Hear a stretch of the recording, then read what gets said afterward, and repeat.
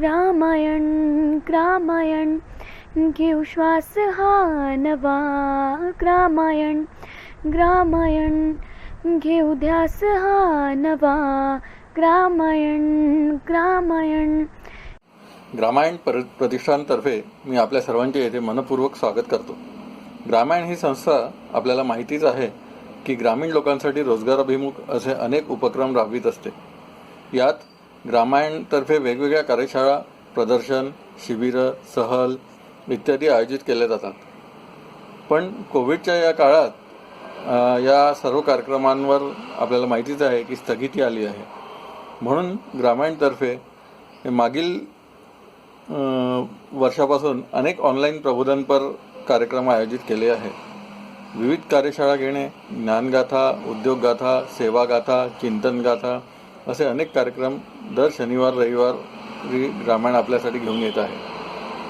तर आजचा विषय आहे उद्योगगाथा आणि आजचे आपले पाहुणे आहेत श्री दिलीपजी चित्रे.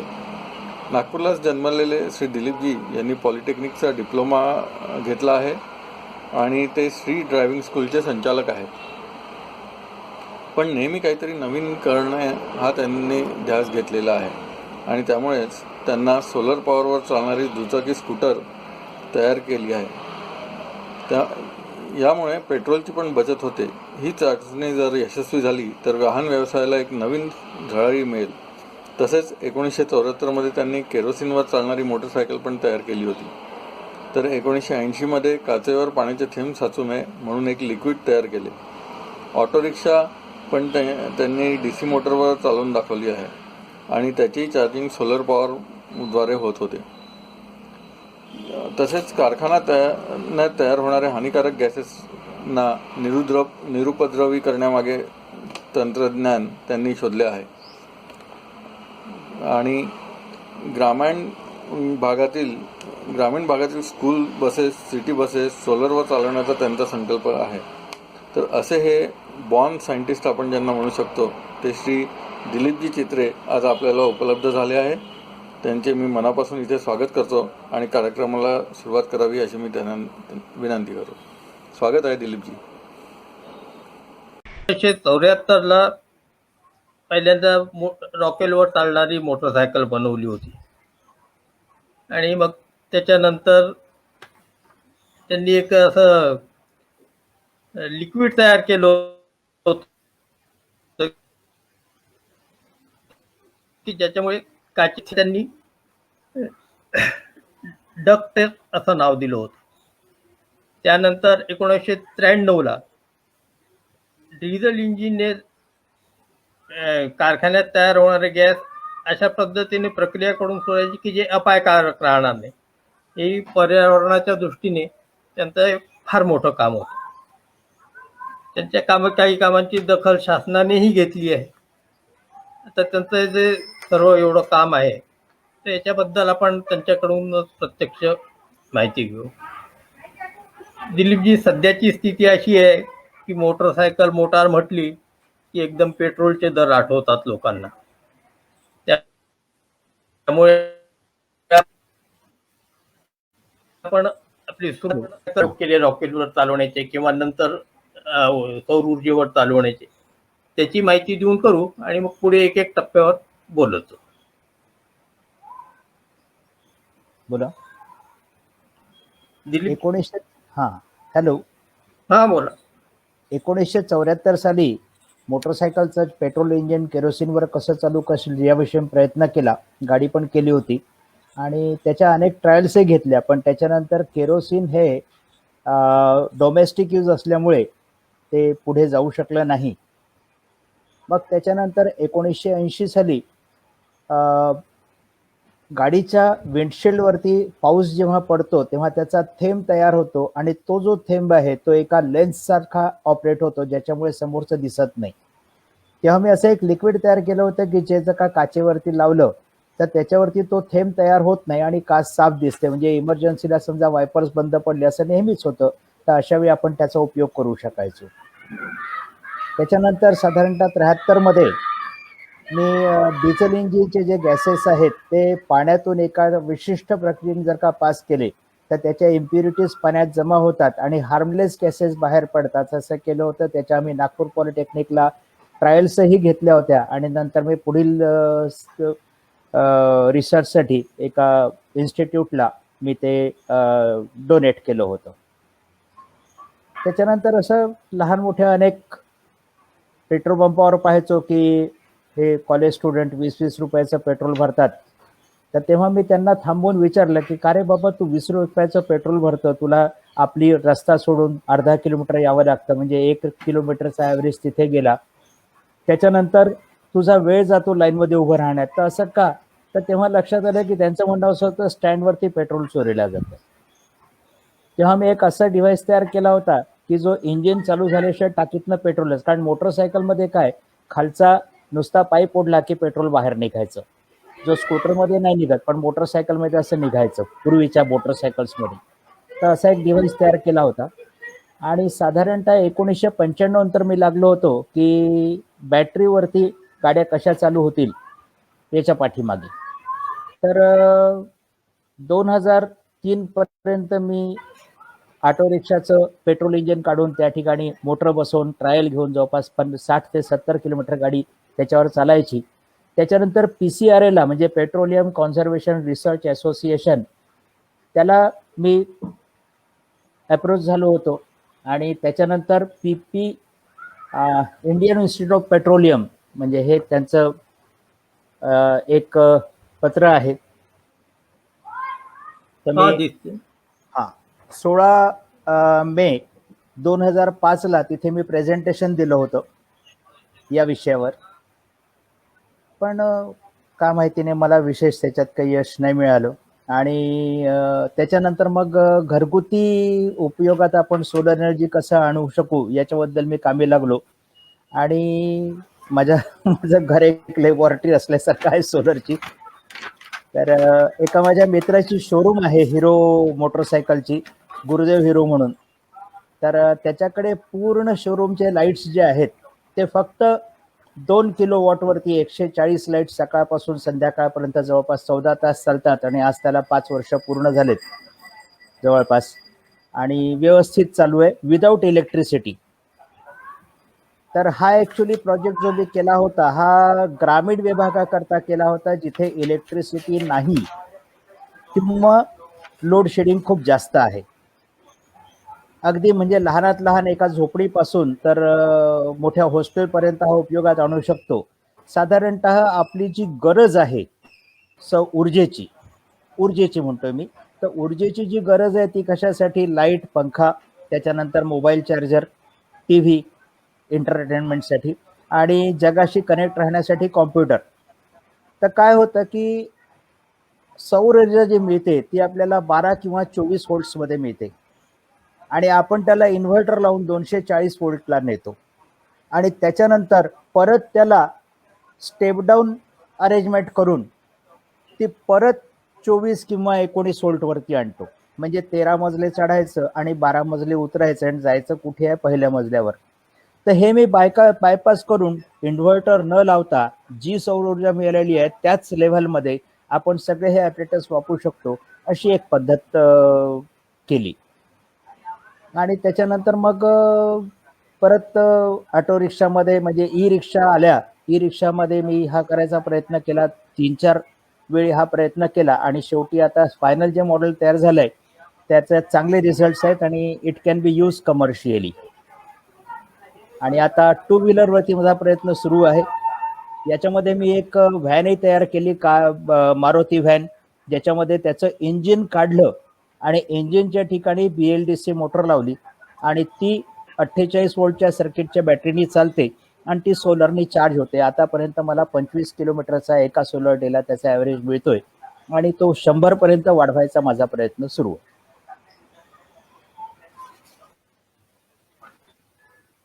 हा कुलकर्णी साहेब. आता ह्याच्यामध्ये खर्चाच्या दृष्टीने आपण जे तर तो कसा काय आपल्याला परवडण्यासारखा आहे का तो खर्च? कारण सोलरचा आपण घरगुती उपयोग म्हटला तर त्याच्यासाठी आपल्याकडची सगळी सध्याची जी वायरिंग आहे ती बदलावी लागते अशी माहिती आहे. हो, तर त्याच्या परवडण्यासारखं संदर्भात आहे. हा हा, वायरिंग जर का करायची म्हटलं तर तीच वायरिंग कामी येईल पूर्ण, त्याच्यात काही फरक करावा लागणार नाही. फक्त त्याचे जे लॅमिनेट्स जसं लाईट, पंखे आणि बाकीचे आहेत त्या मात्र बदलावे लागतील, किंवा जिथे नवीन करायचं आहे, जसं मी स्पेशली म्हटलं की तुमच्या ग्रामीण विभागाकरता किंवा फॉरेस्टमध्ये त्यांच्या ज्या इन्स्पेक्शन हट्स असतात, तर फॉरेस्टमध्ये काय आहे की कोर फॉरेस्टमध्ये ओव्हरहेड लाईन अलाउड नाही इंटरनॅशनल रूल्स प्रमाणे. तर त्यांचे जे इन्स्पेक्शन हट्स आहे तिथे करंट नाही आहे, तिथे त्यांना अशा ठिकाणची गरज असते. तर अशा ठिकाणी हे एक रूम, एक झोपडी, एक घर, एक सौर सौर ऊर्जा व्यवस्था अशी त्यात तयार होऊ शकते, आणि त्याला खूप कमी खर्च येतो. म्हणजे मी तुम्हाला जे 140 लाईटचं उदाहरण दिलं तर ते फक्त 2 किलोवॉट म्हणजे जवळपास त्यांना 1.25 लाखाचा खर्च आला होता, आणि कॅल्क्युलेशन प्रमाणे जवळपास 12,000 रुपये महिन्याचा त्यांची ऊर्जेची बचत झाली होती. म्हणजे एकाच वर्षात त्यांचा पूर्ण खर्च निघून गेला होता. बरं, तुम्ही हे जे आता काही सांगितलं की सरकारी विभागांमध्ये आपण प्रेझेंटेशन वगैरे दिलं, तर त्याच्यानंतर त्यांच्याकडून काही तुम्हाला पुढे विचारणा झाली का, किंवा आम्ही याच्याबद्दल काही पुढे संशोधनामध्ये आहे दिलचस्पी आमची, असं काही प्रोत्साहन मिळालं का त्यांच्याकडून? नाही, प्रोत्साहन नाही मिळालं. ऍक्च्युली समजा तेव्हाच प्रोत्साहन मिळालं असतं तर बॅटरी गाड्या तेव्हा सुरू झाल्या असत्या. पण त्याच्यानंतर 13-14 नंतर जेव्हा सगळं बदललं, तेव्हा नितीनजी गडकरी आले, त्यांनी बॅटरी व्हेकलला पुष्कळ चालना दिली, आणि आज आपण पाहतोय की इंडियामध्ये लाखोच्या संख्येने ई रिक्षा धावत आहेत. त्याच्यामुळे कॉन्झर्वेशन, पोल्युशन आणि रोजगारही भरपूर मिळालेला आहे. पण साधारणतः म्हणजे मी हा कन्सेप्ट आणला होता 2005ला, मी प्रेझेंटेशन केलं होतं, तर 2005 ते 2013 याला विशेष काही प्रोत्साहन मिळालं नाही. म्हणजे फक्त मी माझ्या पुरतं नाही बोलत आहे, इन मार्केट त्याचं काय प्रोत्साहन मिळालं, म्हणजे भलेही त्या ठिकाणी दिलीप कुत्रेचं नाव नसेल ई रिक्षामध्ये, पण कन्सेप्ट तोच आहे. आता ही जी ई रिक्षा आहे, तर ही रिक्षा आणि आपली सोलरची रिक्षा, हा, तर किमतीच्या दृष्टीने या सारख्याच आहे की काही फरक राहील याच्यात? नाही, रिक्षा पूर्णपणे तीच आहे. ओरिजिनल रिक्षामध्ये काहीही फरक केलेला नाही. फक्त त्याला जी आपण इलेक्ट्रिकने चार्ज करतो त्या ठिकाणी सोलरने चार्ज करतो. आणि समजा कधी ढगाळ, जसा आता विदर्भातली गोष्ट बोलायची झाली तर विदर्भामध्ये 365 दिवसापैकी 310 दिवस तर आपल्याला भरपूर सौर ऊर्जा मिळते. तर समजा कधी अशी वेळ आली तर त्याला आपण इलेक्ट्रिक चार्जिंग, सपोर्ट चार्जिंग देऊ शकतो. म्हणजे ऍक्च्युली ओरिजिनल ई रिक्षामध्ये काहीही फरक केलेला नाही. फक्त त्याचं जे कॅनोपी आहे, टप आहे, ते काढून तिथे पॅनल लावलेला आहे आणि ते इलेक्ट्रॉनिक युनिट लावून चार्जिंगची व्यवस्था केलेली आहे. नाही, पण ते खर्चाच्या दृष्टीने म्हणजे आता बॅटरीचा खर्च किंवा तो सोलरचा खर्च आपल्या सर, तर तो कसा काय, म्हणजे त्याचा रेशो कसा काय? बॅटरीचं लाईफ वाढतं सोलर याच्यामुळे, आणि सोलरचा खर्च जवळपास म्हणजे जशी किंमत ई रिक्षाची किंमत आज जवळपास 1.25 ते 1.5 लाखाच्या जवळपास आहे मार्केटमध्ये, तर तो जवळपास 20 ते 22 हजारांनी तो वाढेल विथ सोलर पॅनल्स. म्हणजे ग्रामीण हा हा बोला. हा, म्हणजे साधारणतः 15% वाढेल, 10 ते 15% किंमत फक्त वाढेल. आणि मग त्याची लाईफ किती राहील त्या सोलर पॅनल्सची? नाही, पॅनल्सच्या लाईफ विषय ते तर ते तुटत नाही, फुटत नाही तोपर्यंत काही प्रॉब्लेम. पॅनल्सच्या लाईफ 25 वर्ष सुद्धा आहे फक्त, आणि ते सहजासहजी फुटतही नाही, कारण त्याच्यावरची जी ग्लास आहे ती टफन ग्लास असते. जशा गाड्यांच्या ज्या काचा मजबूत असतात, म्हणजे साधी आपली शोकेसची काच आणि गाडीची काच मजबूत असते. तर अगदी कोणी फोडायचंच म्हटलं तर ती गोष्ट वेगळी आहे, पण तशा त्या मजबूत असतात.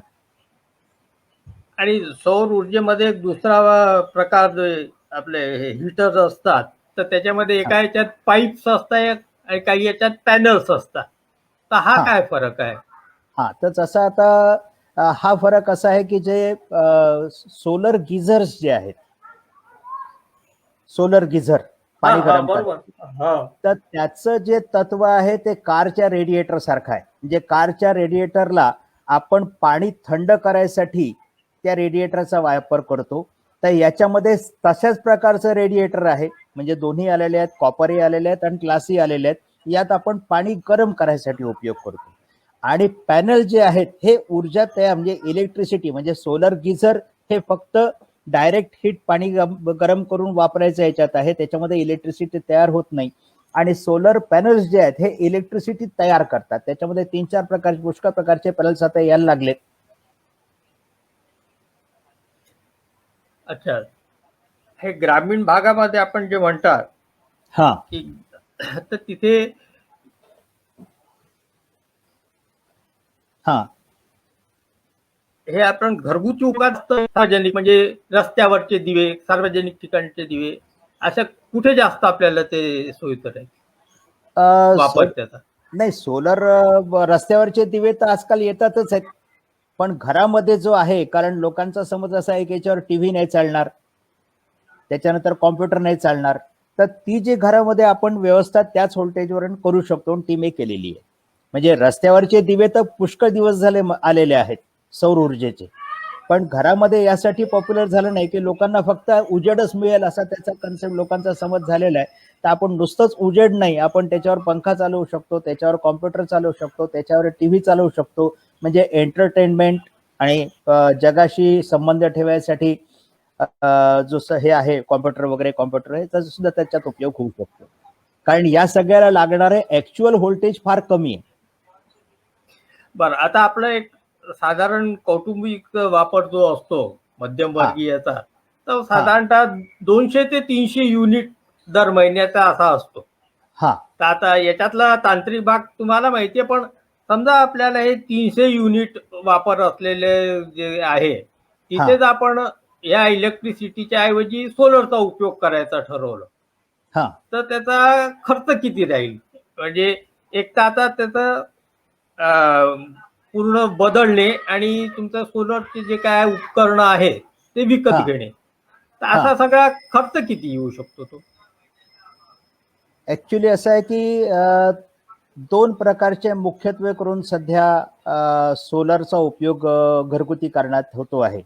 तर एक म्हणजे ऑन ग्रिड, ज्याचा सगळीकडे सध्या वापर होऊन राहिलाय.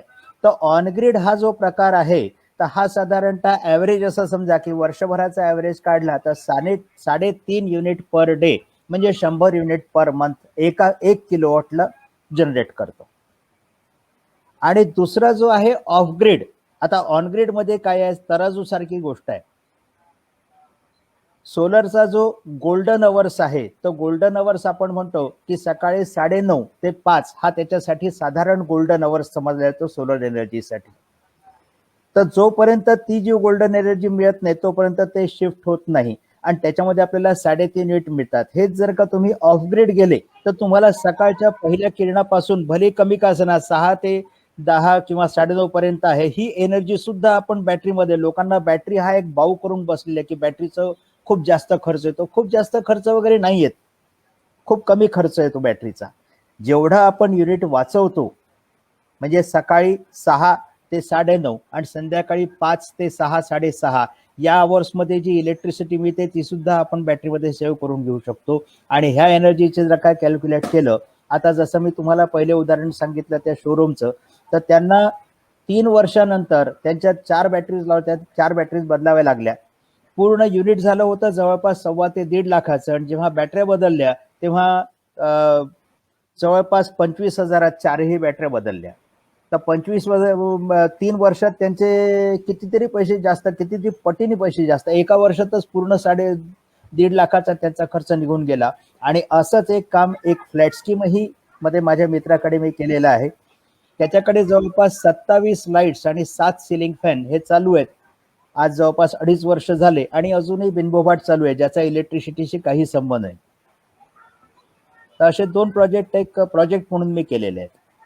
नाही, आता खर्च किती येणार असं, म्हणजे साधारणतः जिथे 300 युनिटचा उपयोग आहे, हा, तर जिथे 300 युनिटचा उपयोग आहे अशा ठिकाणी साधारणतः 1,00,000-1.5 लाखाच्या आसपास खर्च येईल. 1,00,000-1.5 लाखाच्या आसपास. मग त्याच्यासाठी बॅटरीची गरज राहील. अर्थात बॅटरीची गरज राहील, बॅटरी लागतील, पॅनल्स लागतील, आणि त्याच्यानंतर सगळे जे सौर दिवे जे आहेत तर दिव्यांची किंमत तीच राहणार. जसे आपण लाईट, घरचे लाईट CFL म्हणा किंवा LED म्हणा आपण जे वापरतो, तर ते 200-300चे, हे 200-300चे मिळतील. पंखा लागेल तर पंखा तो पण तसाच मिळतो. म्हणजे बदलण्यापेक्षा नवीन ठिकाणी जेव्हा आपण लावतो तर त्याच्याशी कम्पेअर केलं तर बदलणे म्हणजे आधी आहे ते कचऱ्यात फेकणे झालं. ज्या ठिकाणी नवीन लावतो त्या ठिकाणी हा. काय होतं की त्याच सगळ्या वस्तू लागणारच आहेत ना. लाईट बरोबर. समजा तुम्ही नवीन वायरिंग करतो म्हटलं तर नवीन एखाद्या घरासाठी तुम्ही लाईट तर घेणारच आहात, पंखे तर घेणारच आहात, कॉम्प्युटर म्हणजे तुम्हाला लागेल. हा नवीन सुरुवात ही सौरने केलेली जास्त हा तर ते तसंच होईल, काही त्याच्यात विशेष फरक पडणार नाही. आणि बदलायचं म्हटलं तर मग तो जी तुमच्या आधीची इन्व्हेस्टमेंट आहे ती वाया जाईल अर्थात. हो, म्हणूनच हा नवीन जी सुरुवात राहील ती जर हा सौर ऊर्जेने केली आपण तर ते हो जास्त सोयीचं राहील. जास्त सोयीचं. हा. परत दुसरं असं की आपण जे मध्ये ते महेंद्र जीप आणि व्हॅनचं वगैरे सांगितलं, तर त्या प्रयोगाचं मग पुढे काय झालं, त्यांनी कुठपर्यंत पोहोचले होते? महिंद्र जीप नाही, महिंद्र इटुओ. कारण इंडियामध्ये फक्त एकच गाडी होती जी बॅटरीवर चालणारी होती, हा. महिंद्र इटुओ. तर सगळ्यात पहिल्यांदा बॅटरी असल्यामुळे त्याच्यावर प्रयत्न केला, पण मला ते जमलं नाही, त्या ठिकाणी फेल्युअर राहिलो. त्याला जवळपास 1 वर्ष मी पूर्ण प्रयत्न केला तिला सोलर करायचा, तर काहीतरी त्यात प्रॉब्लेम आला, मी नाही त्यात सक्सेसफुल होऊ शकतो. पण त्याच्यानंतर मी काय केलं की व्हॅन घेतली जुनी सेकंड हँड आणि त्याचं इंजिन काढून त्या ठिकाणी 1 मिनिट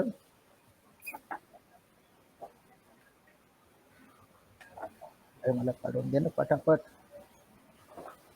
1 मिनिट फोटो काढून दे ना इंजिनचे. हा त्याचं इंजिन काढून त्या ठिकाणी मी ही सोलर मोटर लावली, म्हणजे डीसी मोटर. DC motor. आणि या डीसी मोटरला पॉवर द्यायसाठी 12 व्होल्टच्या 4 बॅटऱ्या म्हणजे 48 व्होल्टचं त्याच्यात मध्ये सर्किट केलं आणि त्याला मध्ये एक चार्ज कंट्रोलर लावला.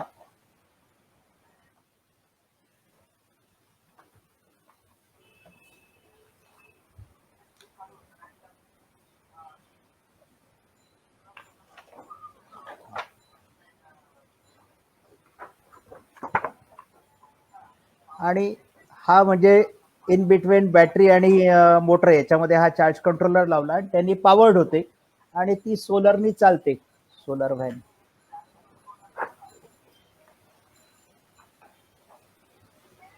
ठीक आहे. आता या ज्या बॅटरीच्या बाईक्स किंवा मोटरसायकल बाजारामध्ये येत आहेत, हा तर आपण जे सोलर बाईक्सचा प्रयोग केला, हा तर त्या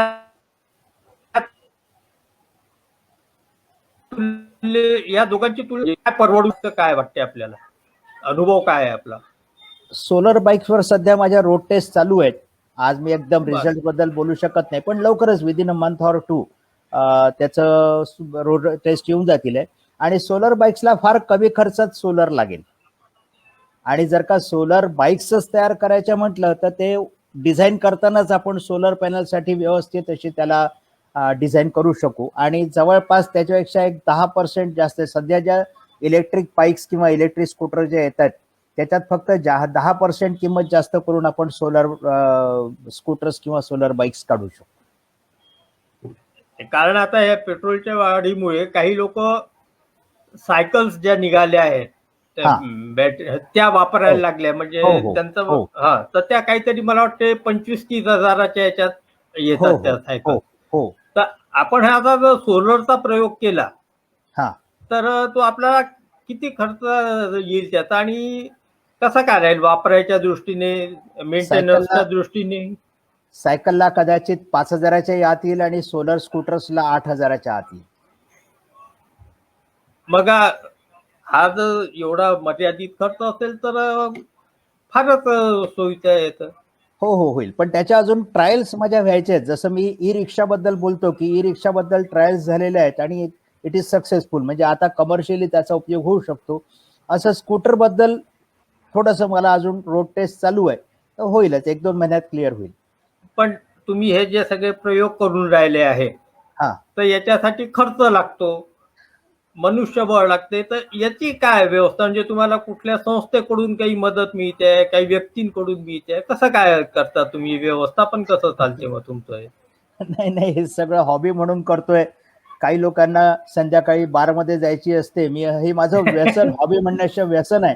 आणि बरं झालं आमचं कुटुंब इथे नाहीये, कारण ते नेहमीच म्हणता, हो म्हातारपणासाठी पैशाचा असा उधळू नका, असे नेहमी माझ्यावरती तो नेम असतो. नाही, तो नसता तर दुसरा काहीतरी असता, तो काही प्रश्न नाही. पण तुम्ही हे जे मध्ये सांगितलं की गॅस, हा हो प्रेझेंटेशन दिलं, त्याचं पुढे असं काही प्रोग्रेस नाही झाला का मग, की त्यांनी विचारलं नाही का की आता मध्ये थोडा आवाज तुटला होता, पुन्हा एकदा प्रश्न विचारा. हे जे तुम्ही उद्योगातल्या गॅसेस निरुपद्रवी करून बाहेर सोडणं वगैरे जे प्रयोग केले, सरकार त्याच्यात सांगितले, हो त्याचं प्रेझेंटेशन दिलं, तर त्याच्यात पुढे मग सरकारकडून काही विचारणा झाली की नाही की आपण एका कॉलेजला मी ते डोनेट केलं होतं, त्यांचं पत्रही माझ्याजवळ आहे डोनेट केल्याचं, पण त्याच्यानंतर त्याच्यात काही मला पुन्हा त्यांनी काही कम्युनिकेट केलं नाही. आणि मी पण पुढे, कारण मुख्य काय आहे की जिथे आपल्याला काही फायदा असतो तिथे आपण परस्यू करतो, तर ते परस्यू काही झालं नाही. पण कॉलेजला मी एका डोनेट केलं होतं आणि त्याचं पत्रही मिळालं, पण त्यांनी पुढे काय केलं सगळं. अच्छा, आता तुम्ही हे जे प्रयोग करून राहिले आहात सध्या स्कूटरचे वगैरे, आपण असं समजू की हे यशस्वी होतील, तर ते यशस्वी झाल्यानंतर पुढचं पाऊल काय मग आपलं? पुढचं पाऊल मला असं वाटतं की कोणीतरी उद्योगांनी समोर यावं आणि करावं, कारण आय एम 67 नाऊ, याच्या पुढे काही बिझनेस करायची हे तर नाही. मी कन्सल्टंट म्हणून डेफिनेटली काम करीन, पूर्ण गाईड करीन. आणि माझी एक अशी इच्छा आहे की सोलर बसेस चालायला हव्या. मी 1 मिनिट तुम्हाला दाखवतो ते सोलर बस वाला. 1 मिनिट प्लीज. तो पेपर तो 2018 साली एका पेपरला इंटरव्ह्यू देताना म्हटलं होतं की नागपुरात सौर ऊर्जेवरील बस धावतील, तर हे माझं स्वप्न आहे. म्हणजे त्या सीएनजीच्या ऐवजी सौर ऊर्जेवर धावल्या पाहिजे. हो चांगलं आहे. पण हे मी 2018ला दिलेलं मी एका ह्याला प्रेस कॉन्फरन्स मध्ये म्हटलं होतं मी असं. तर आता एवढं सगळं तुम्ही केलं, एवढे अनुभव आणि अडचणी असं तुम्हाला काय एकदम सांगण्यासारख्या याच्यातल्या, की बुवा हे माझे अनुभव आहे, चांगले आहे, अडचणी आल्या पण त्या अशा सुटल्या, कोणी काही मदत केली, असं काही आहे का सांगण्यासारखं? हो, तसं पुष्कळ आहे. ह्याच्यामध्ये अडचणी म्हणजे सगळ्यात मुख्य येतो तो पैसा, कारण रिसर्चला पैसा भरपूर लागतो आणि हा पैसा क्रिएटिव्ह नाही आहे. म्हणजे जसं एखादं दुकान टाका, फॅक्टरी टाका किंवा हे टाका, तर त्याच्यात कसं ते सुरू झाल्यानंतर पैसा यायला सुरुवात होतो. याच्यामध्ये पैसा मिळण्याची शाश्वती काहीच नसते. हा नुसताच आपला गेला आणि त्याच्यामुळे याच्यात पैसा भरपूर वाढला होता. जी व्हॅन जी, आणि ह्याच्यामध्ये हे काम लेट होतं, कारण मी कसं करतो की थोडा बहुत म्हणजे 100 रुपयापैकी समजा 10 रुपये जे आहे आपल्या कमाईपैकी ते वापरायचे आपल्या शौकासाठी, असं करत करत त्यामुळे पैशाच्या अडचणीमुळे हे सगळे जे प्रोजेक्ट्स आहेत हे लेट स्लो होत आहेत. जर का सरकारी मदत मला मिळाली तर हे फार चांगल्या स्पीडनी होतील. यासाठी मी म्हणजे तुम्हाला सांगितलंच की पीसीआरला कॉन्टॅक्ट केला होता, पण त्यांनी काही नाही. काही कॉलेजेसला मी, कारण त्यांच्याकडे अशा प्रकारचे फंड्स असतात, पण का माहिती नाही त्यांना ही गोष्ट. म्हणजे एका कॉलेजमध्ये असं झालं, त्यांच्या स्वतःच्या कॅम्पस बसेस 2 होत्या. म्हटलं विदिन 8 डेज मी तुम्हाला सोलर करून देतो तुमच्या कॅम्पस बसेस बॅटरीवरच्या, पण त्यात त्यांनी इंटरेस्ट घेतला नाही. त्याच्यानंतर त्यांनी मला जवळपास 15 दिवस रोज बोलवायचे कॉलेजमध्ये. मग माझं जे काय म्हणजे जसं एखादा आर्किटेक्ट आधी नकाशा तयार करतो नंतर बिल्डिंग वाढतो, आणि ग्रामीण विभागामध्ये हे जे गवंडी लोक असतात हेच घरं बांधतात, घरं दोघंही बांधतात. तर माझं गवंड्यासारखं काम म्हणायला हरकत नाही की आधी घर बांधतो नंतर तुम्ही नकाशे काढत बसा. तर ते काम मला रोज 15 दिवस त्यांनी बोलवलं, पण पुढे काही नाही. ओके, हो. बरं, मला एक सांगा तुम्ही आता की हे एवढं तुम्ही संशोधनाचं काम केलं, तर या संदर्भात तुम्ही परदेशामध्ये संशोधन कसं चालते, त्याला कशी मदत मिळते, याची काही माहिती घेतली का? हो, आणि जर घेतली असेल तर आपल्या देशामध्ये ती व्यवस्था कशी काय आहे, याच्याबद्दल थोडी जर माहिती सांगा. परदेशामध्ये अमेरिकेचं एक रिसर्च सपोर्ट सेंटर आहे आणि जगातल्या 60 देशांमध्ये त्यांचे ऑफिस आहेत, इंडिया सोडून. मला जी गुगलवरती माहिती मिळाली ती अशी आहे. दुसरी गोष्ट अशी आहे की बर. म्हणजे मी फार जुनी गोष्ट करतोय, जेव्हा मी ह्याच्यामध्ये मिडल स्कूलमध्ये होतो, 5वी-7वीत होतो, तेव्हा नागपुरातलीच एक गोष्ट हो. सांगतो की महाराज बागेच्या समोर जिथे सध्या व्हेटरनरी हॉस्पिटल आहे त्या ठिकाणी एक छंद मंदिर होतं. कॉलेजच्या कोणत्याही स्टुडंटनी यावं, त्याची जी काही कल्पना आहे त्यांनी काम करावं, फक्त त्यात अट होती तिथून तो ते वस्तू घेऊन जाऊ शकत नव्हता. असं एक छंद मंदिर त्यावेळी होतं. आणि मला अजूनही आठवतं की त्याचे त्यावेळी इन्चार्ज भगाडे म्हणून होते, भगाडे सर. मला वडील माझे तिथे बरोबर दरवर्षी त्यांचं एक्झिबिशन व्हायचं, एक्झिबिशनला घेऊन जायचे. तर अशा काही संस्था किंवा असे सेंटर्स असावे की ज्या ठिकाणी तो त्याचं एज्युकेशन आहे नाही, त्याला कोणाला काही करायची इच्छा आहे तर त्यांनी त्या ठिकाणी जाऊन करावं. त्याच्यासाठी ती जी संस्था आहे किंवा गव्हर्नमेंट आहे ती त्याला हे करेल, क्रिएटिव्हिटी वाढवायसाठी देशातली, कारण देशात क्रिएटिव्हिटी आहे. मी नाही, माझ्यासारखे आणखीन पुष्कळ लाखो लोक पडलेले आहेत की ज्यांच्या डोक्यात कल्पना आहे, जे काही करू इच्छितात. भले त्यांच्याजवळ डिग्र्या नसतील, आणखीन काही नसेल, पण आहे. आपला देश संपन्न आहे, बुद्धिमत्तेने आहे आणि सोने की चिडिया तर होताच होता. तर असे सेंटर्स व्हावे आणि असे जे सुप्त नॉलेज आहे ते बाहेर यावं असं मला वाटतं. मग आपल्या ह्या ज्या कल्पना आहेत, या कल्पना आपण आपल्याकडे जे उद्योजक आहेत आणि हा. जे संशोधनाला प्रोत्साहन देतात अशांना आपण कळवल्यात का? म्हणजे जसं ऑटोमोबाईल्स मधले जे आहे आपलं एवढं संशोधन, तर ऑटोमोबाईल सेक्टरच्या कुठल्या कंपनीशी आपण त्याचा संपर्क केला का त्याबाबत? नाही, त्यावेळी जेव्हा मी बॅटरी ऑटो केली होती तेव्हा मी पुष्कळ कंपनीजला लिहिलं होतं, पण त्यांचं साधं उत्तरही नाही आलं. त्याच्यानंतर कॉलेजमध्ये प्रयत्न केले होते, नागपुरातल्या मोठ्या मोठ्या कॉलेजमध्ये प्रयत्न केले होते, पण त्याचाही अनुभव काही विशेष नाही.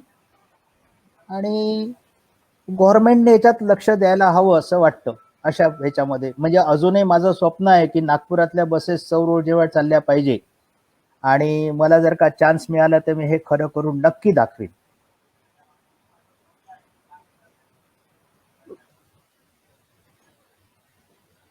हॅलो.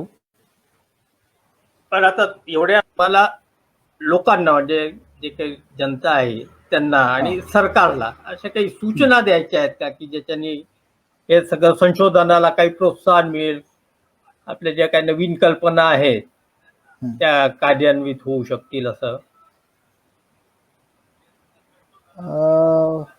हो, तुम्हाला जसं म्हटलं मी की अशा प्रकारचे छंद मंदिर व्हायला हवेत. आणि माझ्याबद्दल जर का बोलायचं झालं तर शेवटी सगळा प्रश्न अडकतो पैशाशी. तर मला जर का याच्यात फंड्स काही गव्हर्नमेंटकडून या कामाकरता, मला माझ्या स्वतः करता 2 रुपये नकोत. तर अशा प्रकारचे जर का काही फंड्स, कारण ह्याच्यामध्ये एकदम लाखोनीच पैसे लागतात, तर असं जर का झालं तर डेफिनेटली याच्यात आणखीन फार लवकर हे फास्ट काम होऊ शकेल. याच्यामध्ये एक मी किस्सा तुम्हाला सांगू इच्छितो. फारसा चांगला किस्सा नाही आहे, 2 किस्से आहेत. फारसा चांगला किस्सा नाही आहे की 1988 साली मी LPG वरती वाहन चालवायचा प्रयत्न केला. त्यावेळी मला कल्पना नव्हती की हे गैरकायदेशीर आहे म्हणून. अशा वेळी एखाद्या क्रिमिनलला पकडावं असं रात्री 2:30 वाजता माझ्या घरी येऊन मला अरेस्ट करण्यात आलं. मग त्याच्यानंतर त्याच्यात दंड झाला, कोर्ट केस झाली, दंड भरला, सगळं. मी त्यातनं बाहेर निघालो. त्यावेळी गॅस LPG वर गाडी करायसाठी जवळपास मला 1000 रुपये खर्च येत होता. आणि 2000 ते 2010 आपण पाहिलेलं आहे की आपण अभिमानाने कॉलर टाईट करून सांगायचो की मैंने मेरे गाडी में इटालियन किट लगाई 35,000 की. आणि हा पैसा आपला बाहेर गेला. तर ही जी मेंटॅलिटी होती की त्यावेळी आपल्या माणसाला दबायचं आणि त्याच्यानंतर बाहेरची तारीफ करून आपला पैसा बाहेर पाडून देते करायचं, ही एक भारतीय टेंडन्सी जी आहे ही थोडीशी बदलली पाहिजे. आपला पैसा, आपलं नॉलेज आपल्या ठिकाणी कामी आलं पाहिजे, असं एक मत आहे. दुसरा एक, हा एक थोडासा म्हणजे दुःखद किस्सा सांगितला. दुसरा एक चांगला किस्सा सांगतो, की जेव्हा सोलरसाठी मी अधिकाऱ्यांकडे गेलो, की बाबा मी असं असं करतोय, कारण पहिल्या वेळी अरेस्ट केलं होतं, म्हटलं बा आता काही व्हायला नको. तर तेव्हा मला एकदम उलट अनुभव आला, तुम्ही फार चांगलं काम करताय म्हणून, करा, बिलकुल करा म्हणे, तुमच्याकडे कोणीही पाहणार नाही, फक्त एक लक्ष द्या म्हणे, की बॉडीच्या बाहेर पॅनल जायला नको, बस एवढं जर का तुम्ही काळजी घेतली तर आम्ही तुमच्या गाडीकडे पाहणार नाही, आणि तुम्ही जरूर करा, ही आजची काळाची गरज आहे. असं दुसऱ्या वेळी काही अधिकाऱ्यांनी मला एवढं प्रोत्साहन दिलं. असे दोन्ही प्रकार आहेत. तर दुसऱ्या प्रकाराचा आपण आपली मानसिकता दुसऱ्या प्रकाराकडे वळवली पाहिजे. तुम्हाला हे प्रोत्साहन दिलं, त्याच्या पुढे काय मग? झालं ना, प्रोत्साहन हे शाब्दिक. व्हॅन तयार झाली, व्हॅन माझी सक्सेस झाली. त्याच्यानंतर ई रिक्षा आहे, ई रिक्षा सक्सेस झाली. ई रिक्षामध्ये अनेक मध्ये हे आले. पहिल्यांदा जी ई रिक्षा केली त्याच्यावर मी असा वरती पॅनल बसवला होता, आणि आता जी ई रिक्षा आहे त्याच्यामध्ये अगदी पूर्णपणे सॉफ्टवेअर, म्हणजे अगदी कमर्शियली आपण वापरू शकू अशा प्रकारे यात पॅनल बसवलेला आहे. तर ह्या डेव्हलपमेंट झाल्या, त्या प्रोत्साहन, कारण जर का त्यांनी प्रोत्साहन दिलं नसतं, तेव्हा जर का मला आपलं पुढे जाऊच शकलो नसतो. त्यामुळे त्या अधिकाऱ्यांना मी धन्यवाद देतो, की त्यांनी त्यावेळी मला म्हटलं की तुम्ही करा, काही प्रॉब्लेम आला तर आम्ही आहोत. तर हे चांगली गोष्ट आहे. म्हणजे दोन्ही अनुभव मला आलेले आहेत, एक तसाही आला, एक असाही आला. आता आपले हे जे प्रयोग सुरू आहे सध्याचे, बाईकचे किंवा रिक्षाचे वगैरे, तर हे पूर्ण झाल्यानंतर साधारण याला किती 2-3 महिने लागतील. हो, पण त्याच्यानंतर पण त्याच्यानंतर आपण हे कुठल्या कंपनीला विकण्यासाठी वगैरे काही प्रयत्न करणार आहात का? हो, तसा प्रयत्न करणार आहे, किंवा कंपनीने जर का घ्यावं अशी माझी इच्छा आहे, किंवा नवीन एखाद्या उद्योजकांनी, इंजिनियर किंवा ग्रुपनी समोरून काम करावं. कारण याच्यासाठी इन्व्हेस्टमेंट खूप जास्त लागणार नाहीये. याच्यासाठी काही करोडोची इन्व्हेस्टमेंट, समजा सोलर 2 व्हीलर जर का मॅन्युफॅक्चर करायची म्हटली तर असा काही करोडोचा खर्च लागणार नाहीये. त्यामुळे काही लोकांनी ग्रुप करून समोर यावं आणि स्वतः समोर व्हावं.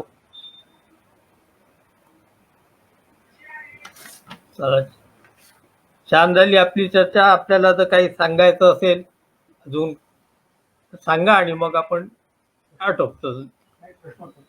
कोणाचे काही प्रश्न तर नाही त्या सध्या ते. या ठिकाणी प्रश्न आहे. रमेशजी लालवानी यांनी हा विचारलेला आहे. Why don't you use dynamo with a gear box to charge the battery when in motion? It will be charged with solar. It is thought it has been working. We use dynamo on cycle. बरोबर. Dynamo याच्यावर मी पण प्रयत्न केलेला आहे. त्यांचं जे म्हणणं आहे त्याच्यावर मी पण प्रयत्न केला आहे, आणि पूर्ण देशात अशा प्रकारचे प्रयत्न सुरू आहेत. पण त्याच्याविषयी एक आतापर्यंतचा आलेला रिझल्ट सांगतो, की एखादं मेकॅनिझम, म्हणजे जनरेट करायसाठी जे आपण मेकॅनिझम वापरतो त्याला लागणारा जो करंट आहे, तो करंट हा त्यातनं जनरेट होणाऱ्या करंट पेक्षा 10 पटीने कमी असतो.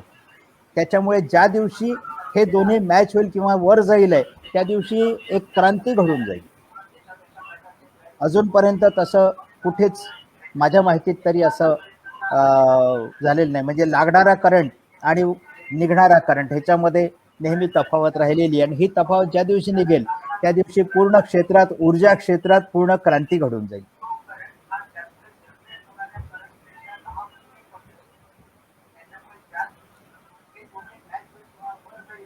अजून दुसरा प्रश्न आहे का कोणाचा? एक अजून आहे. अविनाश काळे यांनी प्रश्न नाही आहे, असं विचारलंय. सध्या नागपुरात काही विजेवर चालणाऱ्या बसेस आहेत, त्यांना सोलर ऊर्जेवर कन्व्हर्ट करता येऊ शकते. नागपूर महापालिका यात सहभागी होऊ शकेल, असं आपलं काही आपण अप्रोच झाले आहे का नागपूर महापालिकेशी वगैरे? नाही, अजून अप्रोच नाही झालो, कारण की अजून अप्रोच नाही झालो. पण माझी इच्छा जरूर आहे की असं नागपूर हे पहिलं शहर असावं जिथे सौर ऊर्जेवरच्या बसेस चालतील, असं एक माझं स्वप्न जरूर आहे.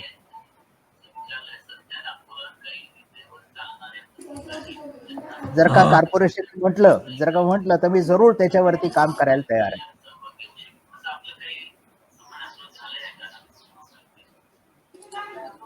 सोलर सायकल किती दिवसात? हा बोला.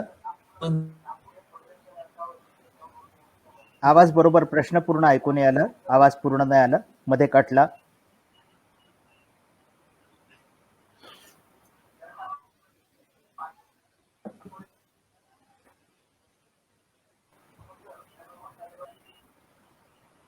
सोलर सायकल किती दिवसात करून देता येईल? मला असं वाटतं वाचलं मी प्रश्न ह्याच्यात आलेला आहे स्क्रीनवरती.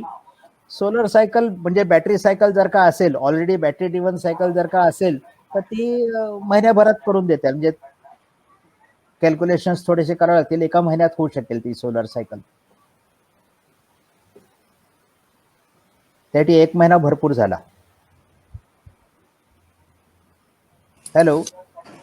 ती सायकल आरटीओ अंतर्गत येईल का? म्हणजे त्यांना विचारायचं आहे बहुतेक की काय त्याच्यासाठी परमिशन्स वगैरे लागतील का? नाही, त्याच्यासाठी माझ्या माहितीप्रमाणे असं आहे की सायकल ही मोटर व्हेकल मध्ये येत नाही, कारण सीसी इंजिन्स मध्ये असं आहे की 35 सीसीच्या खालचे जे इंजिन्स लागलेल्या वाहनं आहेत, 35 सीसीच्या खालचे, ते आरटीओच्या रजिस्ट्रेशन मध्ये येत नाही. तसेच 250 वॉटच्या खाली जे वाहनं आहेत ते आरटीओच्या ह्याच्यात येत नाही. त्यामुळे सायकल ही 250 वॉटच्या खाली येते. आणि राहिला प्रश्न फक्त अडचण राहील ती डायमेन्शन्सची, तर सायकलची लांबी आणि रुंदी यातच ते पॅनल्स लावावे लागतील. तर मग आरटीओचा काही प्रश्न नसावा असं मला वाटतं. नसावा, मी नाही असं म्हणत नाही, नसावा.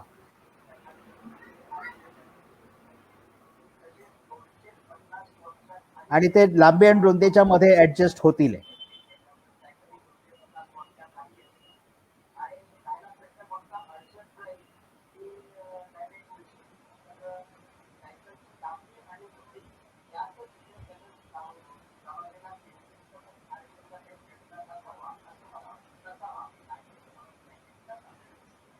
हॅलो. हा, पुढचा प्रश्न. हा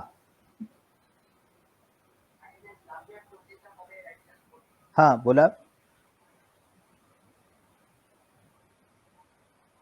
हॅलो, अजून कोणाचा काही प्रश्न आहे का? हा, आपण पुढचा प्रश्न घेण्याच्या पूर्वी आपण आपला संपर्क नंबर किंवा ईमेल देऊ शकाल का? या ठिकाणी आपण कोणाला जर काही आपल्याशी डायरेक्ट संपर्क करण्याचा असेल तर ते आपल्याशी संपर्क साधतील. 937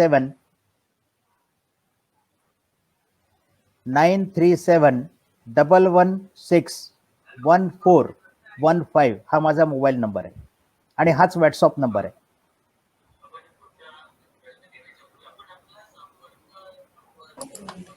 हा, धन्यवाद सर.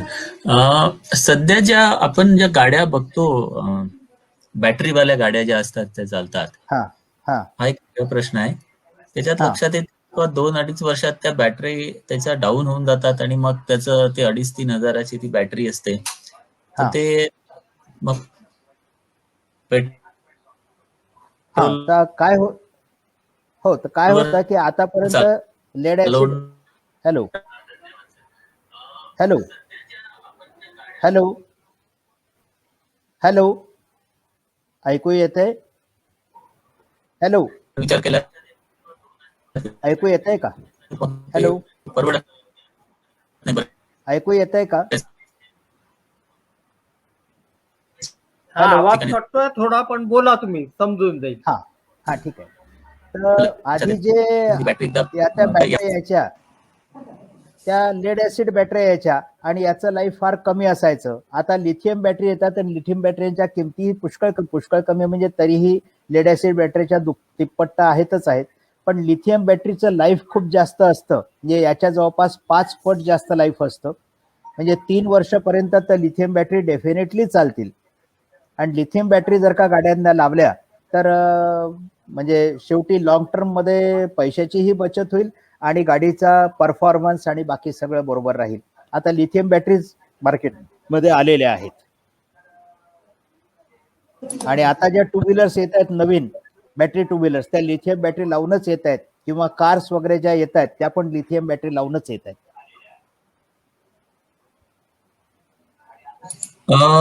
मध्यंतरी ते MSEBनी एक योजना आणलेली होती की आपल्या घरावरती सोलरचं ते पॅनल लावायचं आणि मग ते आपली वीज ते विकत घेणार होते. हो, तर ही योजना आपण सांगू शकाल का याबद्दल काही? त्याला ऑन ग्रीड म्हणतात. त्याच्यामध्ये असं आहे की या योजनेमध्ये असं आहे की लोकांचा एक गैरसमज असा आहे की जेव्हा लावतात तेव्हा त्यांचा गैरसमज असतो की आपण तो सोलर लावलाय, जर का लाईन गेली तर आपल्याला लाईन मिळणार आहे. पण याच्यामध्ये एक सगळ्यात मोठा ड्रॉबॅक असा आहे की लाईन जर का गेली तर सोलर करंट येत नाही, म्हणजे टोटली बंद होतं. म्हणजे उन्हाळा आहे तुमचा, जर का तुम्ही सोलर किती मोठं लावलं असेल तरी तुमचे पंखे कूलर चालणार नाहीत. ते ऑन ग्रीड सिस्टीम आहे. आणि बॅलन्स मीटर विषय असा आहे की मी सांगितलं की 1 किलोवॉट मध्ये साधारणतः ॲव्हरेज 3.5 युनिट पर डे, म्हणजे अप्रॉक्सिमेटली 1 किलोवॉट मध्ये 100 युनिट्स पर मंथ त्याचं प्रोडक्शन होतं. आता याच्यामध्ये असं आहे की आज जर का कमर्शियल वापर म्हटलं तर कमर्शियल वापर हा आपल्या इथली जर का साधारणतः 12 रुपये युनिट कमर्शियल वापरचा आहे, आणि स्लॅब प्रमाणे साधारणतः 6 किंवा 9 रुपये युनिटचा वापर आहे घरगुती. पण ही जर का एक्सेस वीज तयार झाली जेव्हा MSEB घेते तेव्हा ती 2 किंवा 2.5 रुपयांनी घेते. तर हा ज्याचा त्याचा स्टॅटिस्टिक त्याचा प्रश्न आहे याचा फायनान्शियल याचा. पण आपण जेव्हा घेतो तेव्हा ती म्हणजे कमीत कमी म्हटलं तरी 6.25 रुपयांनी, आणि जेव्हा MSEB ला देतो तेव्हा ती 2 रुपयांनी देते. आणि याच्यासाठी लागणारा खर्च जो आहे तर तो खर्च त्या मानाने जास्त आहे. म्हणजे हा जो फायनान्शियल बॅलन्स जो आहे तो त्यात होत नाही, तर म्हणून त्याला तेवढा प्रतिसाद मिळाला नाही. माझं असं म्हणणं आहे की त्याच्याऐवजी ऑन ग्रीड जर का लावलं, लोकांनी उगाचच बॅटरीचा भाव करून ठेवलाय, बॅटरी जर का लावल्या तर ते लॉंग टर्मही राहील आणि त्याचा आपल्याला रिटर्न्सही जास्त मिळतील. आणि बॅटऱ्या बदलायच्या वेळ येताना पूर्ण युनिटचा खर्च येत नाही, फक्त बॅटरीज बदलाव्या लागतात, पूर्ण युनिट नाही बदलावं लागत. त्यामुळे बॅटरी बद्दल जो एक बाऊ लोकांनी करून ठेवलेला आहे तो काढून टाकावं आणि लावावं ते ऑफ ग्रीडच लावावं, जे बॅटरीवरती चालतं, म्हणजे तुम्हाला लाईन गेल्यानंतरही कामी पडू शकेल. अशा सोलरसाठी लोकांनी समोर जावं.